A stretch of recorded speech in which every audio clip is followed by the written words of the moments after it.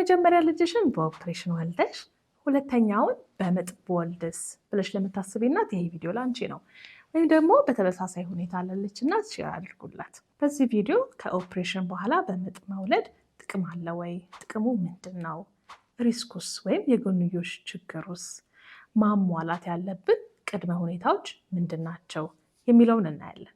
ሰላም እንዴት ናችሁ? እኔ ዶክተር ዝማሬ ነኝ። ለጤና ሰብ ዩቲዩብ ቻናል አዲስ የሆናችሁ ሰብስክራይብ በማድረግ ቤተሰቡን ተቀላቀሉ። እንግዲህ ከዚህ በፊት ኦፕሬሽን የተሰራች እናት ድጋሚ ምጥን መሞከር ለምን አስፈለገ? ጥቅሞቹ ምንድን ናቸው? አንደኛ ሜጀር የሚባል ሰርጀሪ ማስቀረት ነው። ሁለተኛ መልሶ ማገገም ላይ በምጥ መውለድ በሲኤስ ከመውለድ በአብዛኛው የተሻለ ነው። ሶስተኛ በሚቀጥለው እርግዝና በምጥ የመሆን እድሉ የተሻለ ይሆናል። በተለይ ደግሞ ቀጥሎ የመውለድ እቅድ ካላችሁ።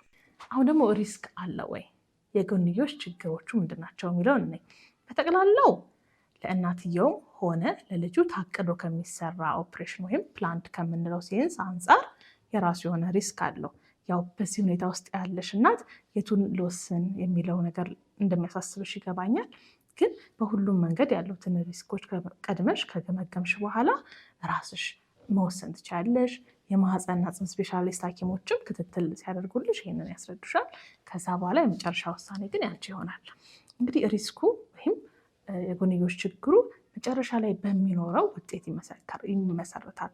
ጥሩ የሚባለው ወይም ዝቅተኛ ሪስክ የሚባለው የምጡ ሙከራ ተሳክቶ በምጥ ከወለድሽ ነው። መካከለኛ ሪስክ የሚባለው ደግሞ ኦፕሬሽኑ ታቅዶ ምጡ ሳይመጣ ፕላን ተደርጎ ኦፕሬሽን ሲሰራ ነው። ሶስተኛ ደረጃ ወይም ይበልጥ ሪስክ ያለው ደግሞ በምጥ የመሞከር ሂደቱ ሳይሳካ ቀርቶ ኦፕሬሽን ብትገቢ ወይም ምጡ ፌል ቢያደርግ ነው። ግን የቱ እንደሚያጋጥምሽ ቀድመሽ ማወቅ አትችይም አይደለም። ስለዚህ አንዱን ከአንዱ ማወዳደር ቀላል አይደለም። ስኬጁል የተደረገ የታቀደ ኦፕሬሽን እና ከሲኤስ በኋላ ምጥን መሞከርን ስናወዳደር በምጥ መሞከር ለኢንፌክሽን የመጋለጥ እድሉ ከፍ ያለ ነው። ብለድ ትራንስፊውዥን ወይም ደም የማስፈለግ እድሉም ከፍ ያለ ነው። ዩትራይን ራፕቸር የምንለው የማህፀን መተርተር ሪስክ ምንድነው የሚለውን በኋላ ላይ እናየዋለን። የዛም ሪስክ ሊጨምር ይችላል። ለልጁ ያለውን ሪስክ ደግሞ ስናነሳ ያተነፋፈስ ችግር የተጋለጠ ሊሆን ይችላል። ሲዥር ሊኖረው ይችላል። ብሎም የፅንሱን መሞትም ሊኖር ይችላል። ግን እነዚህ ያነሳቸው ሪስኮች አንጻራዊ ናቸው ስናወዳድር ነው እንጂ በራሱ ያለው ሪስክ በጣም ትንሽ ነው። ለብዙ ሰዎች እነዚህ አንጻራዊ ጎንዮሽ ችግሮች ቢኖሩም በቀዶ ሕክምና መውለዱን ማስቀረቱ ግን ምጥን መሞከሩን የበለጠ አማራጭ የተሻለ አማራጭ አድርጓል። ያም ሆነ ግን የመጨረሻ ውሳኔው እንደየሰው ይወሰናል። ቅድም የጠቀስነው የመከሰት እድሉ ዝቅተኛ ነው ያልነው ዩትራይን ራፕቸር የምንለው ምንድን ነው? ይህ እንግዲህ በምጥ ወቅት ከዚህ በፊት ኦፕሬሽን የተሰራው ቦታ ላይ የማህፀን መተርተር ሲኖር ነው። ማህፀን እንግዲህ ከኦፕሬሽን በፊት እንደዚህ ስሙዝ ነው። ኦፕሬሽን ከተሰራ በኋላ ግን በእርግጥ ተሰፍቶ ይጋጠማል። ግን ቦታው ከኖርማሉ ይልቅ ለመላቀቅ ይበልጥ ተጋላጭ ይሆናል። ይህን ነው እንግዲህ ዩትራይን ራፕቸር የምንለው። ይሄ የመፈጠር እድሉ በጣም ዝቅተኛ ነው። 0.5% ወይም ከ200 ሰው አንድ እንደማለት ነው።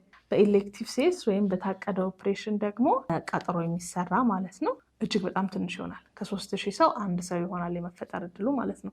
ግን ቅድመ ሁኔታዎችን ለሚያሟሉ እናቶች ከሲኤስ በኋላ ምጥን መሞከር ጥሩ ውጤት አውትካም እንዳለው ያሳያል። ለምሳሌ በውጮቹ ከ60 እስከ 80% የመሳካት እድል አለው። በእኛ ሀገር ደግሞ ከ60 እስከ 70% ያህል መሳካት እድል አለው።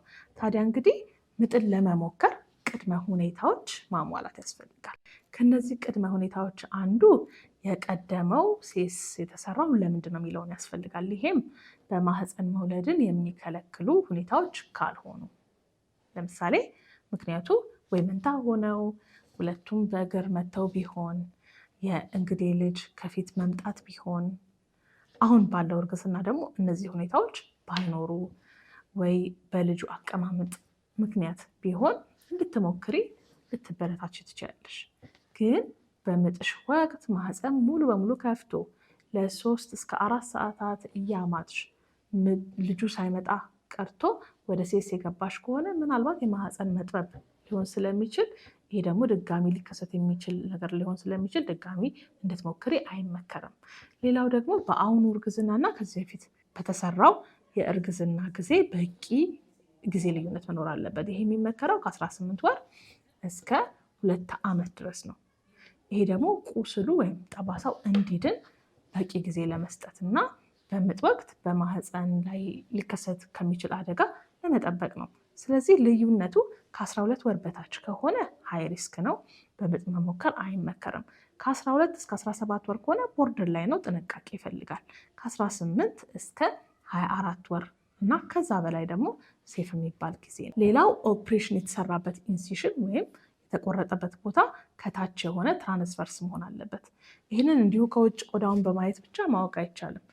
ክላሲካል የሚባለው አይነት ከሆነ ለማህፀን አደጋ ተጋላጭ ስለሚሆን አይመከርም። ግን በብዛት አሁን የሚሰራው ትራንስቨርስ የሚባለው ነው። ሆኖም ግን ቀድሞ የተሰራበት ኦፕሬሽን ቦታ ማወቅ አለብሽ፣ ወይም ከዚህ በፊት ኦፕሬሽን የተሰራሽበትን ቦታ ሄደሽ በቂ መረጃ መውሰድ አለብሽ። ሌላው በእኛ ሀገር ፕሮቶኮል ምጥ በራሱ ከመጣ ነው እንጂ ምጥ ማስጀመሪያ ወይም ማጠናከሪያ አይሰጥም። ሌላው ደግሞ ከዚህ በፊት በሲኤስ የወለድሽው አንድ ጊዜ ብቻ መሆን አለበት። ከአንድ ጊዜ በላይ ሲኤስ ከተሰራ ያው ድጋሚ ነው ሲኤስ የሚሰራልሽ። እርግዝና ሁኔታውንም ደግሞ ስናይ የልጁ ክብደት ከ4 ኪሎ ግራም በታች መሆን አለበት። ሌላው በምጥ መሃል ሲኤስ ማድረግ ቢያስፈልግ እንኳን ማድረግ እንዲቻል ሁሉም ፋሲሊቲ የኦፕሬሽን ክፍል የተሟላበት ቦታ መሆን አለበት ምጥን የምትሞክሪው። እንግዲህ እነዚህን ነገሮች ከግምት ውስጥ በማስገባትና ከሐኪምሽ ጋር በመወያየት የመጨረሻውን ውሳኔ መወሰን ትችያለሽ። እኔ ዶክተር ዝማሬ ነኝ። በጤና ሰብ የቅድመ ወሊድ ወይም በርት ፕሪፔርድነስ፣ ላክቴሽን እንዲሁም ቅድመ ምርመራዎችን ማድረግ ከፈለጋችሁ ጤናሰብ.ኮምን መጎብኘት ትችላላችሁ። ጥያቄ፣ አስተያየት፣ ሀሳብ ካላችሁ በኮሜንት አሳውቁኝ። መልካም ቀን።